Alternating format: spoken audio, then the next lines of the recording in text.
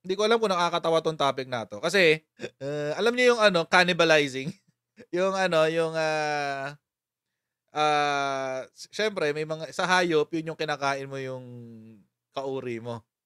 As in literal na kinakain, yun yung cannibalize. So, gano'n.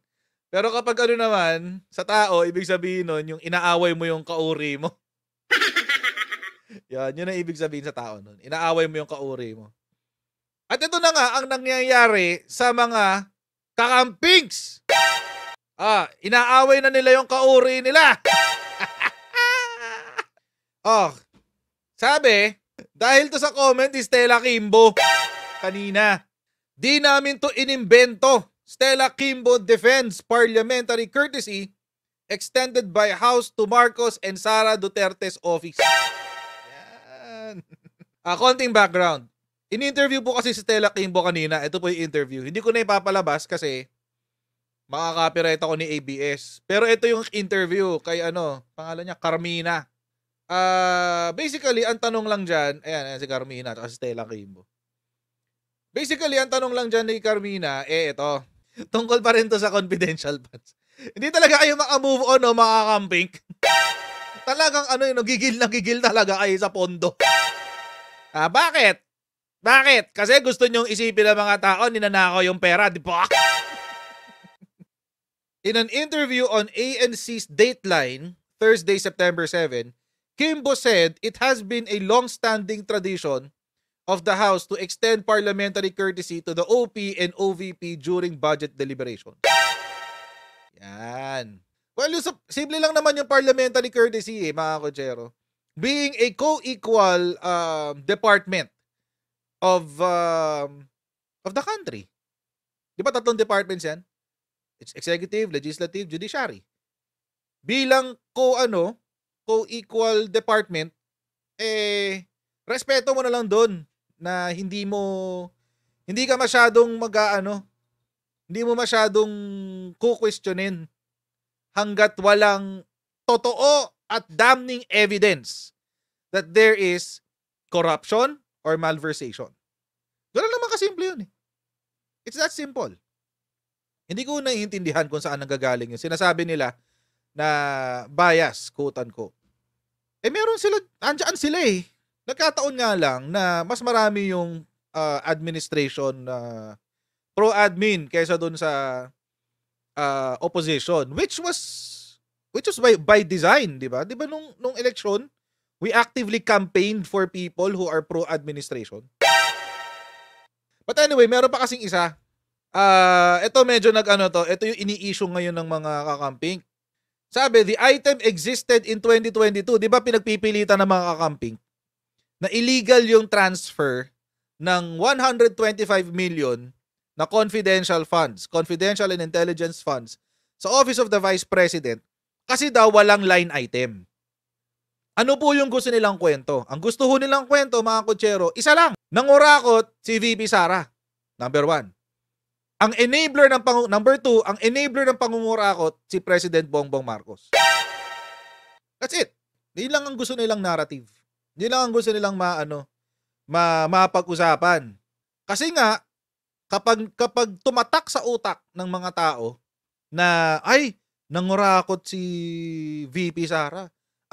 Nagnakaw ulit ang Marcos. Di may laban sila sa 2025, may laban uli sila sa 2028. Pero lang ho kasimple yan. Gusto ho nilang i-highlight yung issue na walang line item, na walang allocation for confidential funds. Pero nagkamali po dito ng sagot si Stella Kimbo. Ano po ang sinagot niya? 0 daw yung allotment. 0 daw yung allotment. Actually, mga kutsero, mali po siya doon. Nagkamali po dito si Stella Kimbo. Kaya ngayon, she is under fire. Tulad nito, sabi ni Franz Castro, Kimbo is spreading misinformation by claiming secret funds existed for OVP in 2022. Di ba? Hindi nakatulong eh. Hindi nakatulong yung pagsagot niya, mga kutsero. Mali talaga. Tignan nyo, maski ako, napasabi ako ng mali. Kasi mali ho talaga. Partida, pro-admin na ako niyan. Mali ho talaga yung sinagot ni Stella Kimbo. Sabi ni sabi, first of all, I was shocked that it seems misinformation is being spread. With due respect to our colleague, she is spreading misinformation about the confidential fund that there is a line item in GAA. Castro said in Filipino, referring to Kimbo, who's senior vice chairperson of Committee on Appropriations. Mali ho talaga yan, mga kotsero. Wala ho talaga. Kaya ngayon, dinidikdik siya ng mga mga kakamping. To si Raul Manuel. Ito, totoo naman to. Ito ho yung sinasabi ni Stella Kimbo na confidential intelligence and extraordinary expenses. Sabi niya walang line item. Zero lang daw yan. Hindi po. Yan po ay title. Title po yan ng allocation. Tapos ito po kung ano yung inallocate sa ilalim. 620 million. Mali po nang sinabi si Stella Kimbo dito. Dapat hindi na lang siya nag-comment. Or, she should have commented the right thing. Mamaya sasabihin ko po yung tama dyan. So ngayon, kinakain siya ng buhay ng mga kakamping. Tulad nito, ayan, si Jerry Gracio, alam niyo naman yan, sila na yung spokesperson ng mga kakampings. Hindi naman talaga garantiya ang UP education na magiging matinukang tao. Oo, galing sa UP, ang kay raming scholar, artist, revolutionaryo talaga. Are we really talking about revolutionaries? Are we really normalizing revolution? No, we're not. Jerry Gracio, we will not normalize raising revolutionaries. We will not. Pero galing din sa UP si Ferdinand Marcos Sr., Gloria Macapagal Arroyo at si Stella Kimbo. Yan. Di kinakain ka ngayon ng buhay ng mga kakamping. Stella Kimbo. Ito pa isa, si Jesus Palsis. Ayan, yung mga yung mga influencers nila ng mga kakamping. Oh my God, ang bobo ni Stella Kimbo. Ang talino ni Carmina Constantino. Nagtanong lang, talino agad. Paano pang nagtanong ako? Di ba? Congressman Stella Kimbo, how can you say that if there is no line item in the General Appropriations Act for the previous year, is that, how could you say there is an allocation? Nagtanong na ako nun. Patalino na ako? Tirin. Pwede naman kasi nagbabasa lang ako ng script. Di ba? Or yan ang ipinatanong sa akin ng aking producer. Ano ba? Ano tayo maglokohan dito? My goodness. Ganun talaga sa media.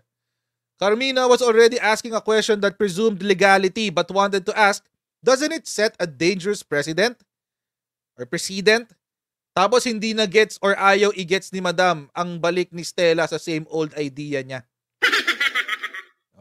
Alam niyo po, kung masasabi man nila na ganito si Stella Kimbo, I won't say it. Pero sila sinulat nila Ayan. Ganyan daw si Stella Kimbo. Hindi raw garantiya ng pagiging matinong tao ang pag-aaral sa UP. Isa lang po masasagot ko dyan. Kasama niyo siya Galing sa kampo niyo yan Di ba? Sa inyo kasi galing yan. Hindi naman yan unit team So nagagalit kayo sa sarili nyong kultura? Kaya po, eto, sana po, Congressman Stella Kimbo, lesson learned na sana sa inyo to. Kapag pumampi po kayo sa administration, get ready. Get ready po na ma-cancel. Ganyan po yan. Ganyan po ang buhay namin dito sa kabilang kubol. Actually, meron naman tamang sinabi sa bandang huli si Stella Kimbo, si Congressman Kimbo. Yung una kasing sinabi niya, meron daw line item pero zero. Mali po yun. Wala po talagang confidential fund. Wala po talaga. Wala. Tanggapin na po natin yun. Ano po yung proof natin dyan? Balikan natin yung pinost ni Raul Manuel. Ito ho yung itsura ng merong confidential funds. Ito, ayan Yan yung itsura na may confidential funds. Naka-indicate as line item, 500 million. Di ba? Yan yun. Ito ho yun. Confidential funds yan. But again, ulitin ko lang, sa inyo galing yan So, ibig sabihin, yung mga ginamit yung pang insulto kay Stella Kimbo, kay Congressman Kimbo, na ganito siya, na ganito siya, na ganito siya. Kayo, Jerry Gracio, Jesus Palsis, etc., etc. Kayo, yung pinang insulto nyo kay Stella Kimbo, reflection nyo lang sa salamin. Reflection nyo lang yon sa kubol nyo. Anyway, balik tayo. So sa umpisa, maliho talaga yung sinabi niya. Maliho talaga yun. Pero meron po siyang sinabi sa bandang huli na, yung gitna papunta sa huli, sabi niya, yung interagency transfer is more common than you think. Totoo ho yun. Yung interagency transfers, very, very common yan. Kasi meron ng mga naka-allot na budget for that. Ngayon, mga kotsero, simple-simple lang naman kasi talaga ng sagot dito.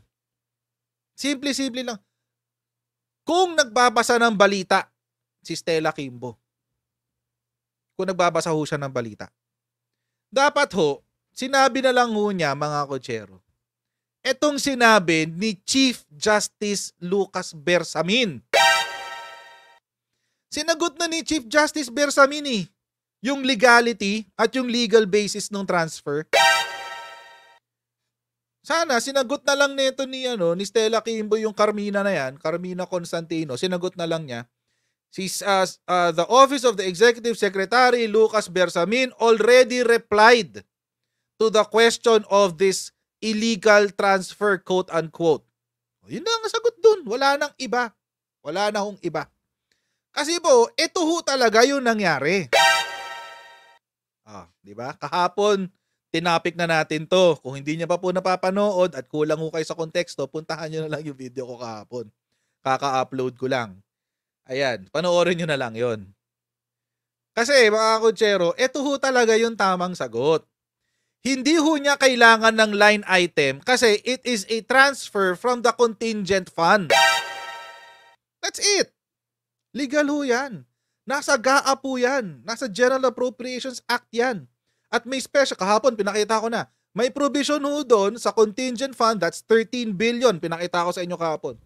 13 billion po yan, yung naka-allot sa contingency fund or contingent fund para i-transfer to any new and urgent programs that are not indicated in the General Appropriations Act. Napakalinaw nun. Napakadali. Pero mga kotsero, ano ang gustong gawin ng mga kakamping? Tutok tayo dun sa walang line item. Ba't hindi pinag-uusapan to? Kahapon, finally, binasa ko na yung sa Araulio versus Aquino. Sabi nila, ito daw yung legal basis na illegal yung transfer ng Office of the President to the Office of the Vice President dahil walang line item. Okay, sige. Sino ang ponente dito? Si CJ Bersamin. The same Chief Justice who is now the Executive Secretary who said na hindi legal yung transfer. Walang gusto mag-usap niyan? Ayaw niyong pag-usapan, mga kakamping? Ayaw niyong pag-usapan to. Kasi ito yung nangyari Pero ayaw niyong pag-usapan. Yan tayo anong sinabi dito sa resolution na to ni CJ Bersamin? Ito yung sinasabi ni Drilon. Ito yung sinasabi ni Barry Gutierrez. Ito yung sinasabi ni Professor Contreras. Ito yung sinasabi ng mga iba pang kakamping. Na ito sila Franz Castro, Raul Manuel na ito yung basihan nila ng legal basis nila kung bakit illegal daw yung transfer. But wait, there's more. Mga kotsero, ano ho ba yung ipinagbawal dito? Ano ho yung pinagbawal dito? Dito sa decision na to ng Supreme Court. Ang sinabi po ng Supreme Court na unconstitutional ay ang pagbuo ng Disbursement Acceleration Program at ang PDAF. That's it. Sinabi ba dito sa decision na to na illegal ang contingent funds? Hindi. Bakit? Kasi ibang decision yun. Diniscuss ko na to kahapon sa mga nanonood kahapon. Panoorin nyo na lang ulit kung gusto nyo ng review. Ito ho yung sa contingent funds. At sinabi po dito sa decision na to, GR number 210503, na hindi illegal ang contingent funds. At hindi rin illegal ang pag-transfer from contingent funds to other agencies. Oh, mga kambing, ba't ayaw nyo pag-usapan to? Carmina Constantino, ba't ayaw nyo pag-usapan tong GR number 210503? Who's this guy? Raul Manuel, ba't ayaw nyo pag-usapan to? Franz Castro, ba't ayaw nyo pag-usapan to? Jerry Gracio, Jesus Palsis. Jesus Palsis, abogado yan. Alam niya to. Si Barry Gutierrez, abogado rin siya. Ayaw niya erase to. Franklin Drilon, abogado rin yun. Ayaw nila erase to. Kasi dito, malinaw din ang sinabi ng Supreme Court. At nag-refer sila sa 2014 decision na kay Araulio versus Aquino. Actually, marami yan. Hindi lang ko si Araulio yan. Marami ho yan. O, Araulio, si Luco, Luna, andito pa ngayon kay Belica yung pinag-usap, etong sa bago. Dito, yung Belica. Yan o, yung Belica versus ito yun, no? Pakita ko sa inyo. Belica. Just to put icing on the cake. Icing talaga. Pag-usapan na naman natin icing. Pag-usapan natin icing. Just to put the finishing touches on the cake. PRRD, gumamit ng contingency funds. Pinabigay niya 5 billion. Kanino binigay? Sa Department of Agriculture. Another 5 million is also in the process of approval to be allocated to Region 3 hog raisers. The total amount is part of the government's contingency funds. On top of that, on top of the 1 billion, the DA Bureau of Animal Industry will also spend 78 million in emergency funds for biosecurity, etc., etc., etc. Ito hong budget na to, lahat ho yan, galing ho yan sa contingency funds ni Digong. DA ho ang gumamit. Ayun po yung ibig nating sabihin ng interagency allotment. Legal ho yun. Legal ho yun. Sinabi ng GR number 210503 ng Supreme Court. Legal ho yun. It's very legal. Hindi barely legal, very legal. Okay, mag-iisip ng ganito. Wag yan, bad yan, bad.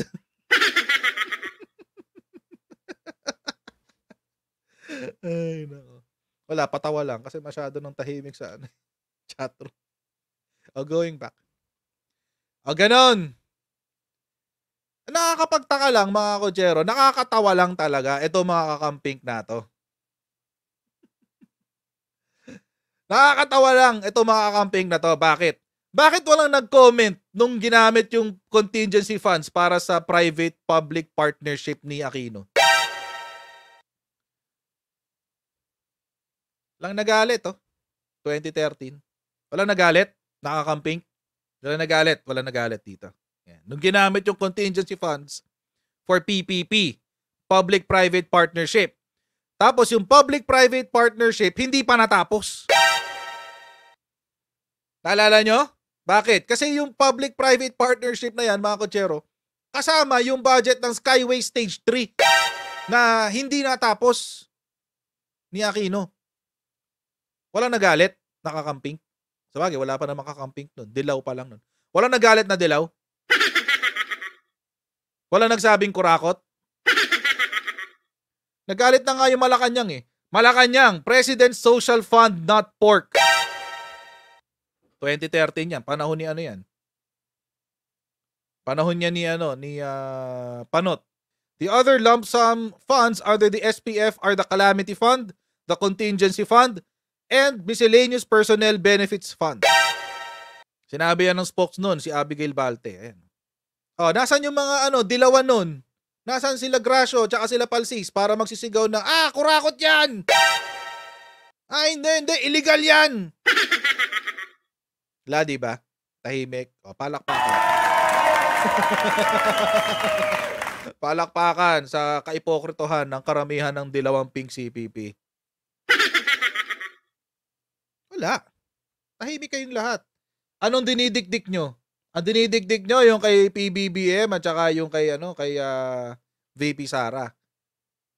Kahit na nanggaling yan sa contingency funds. Hindi nyo nga ma-mention yung contingency funds kundi pa ni-raise ni dating Chief Justice Bersamin. Hindi malalaman ng taong bayan yan. Buti minention. Contingency funds pala yun. Alam nyo mga kotsero, ito lang naman simple lang naman ng mathematics dyan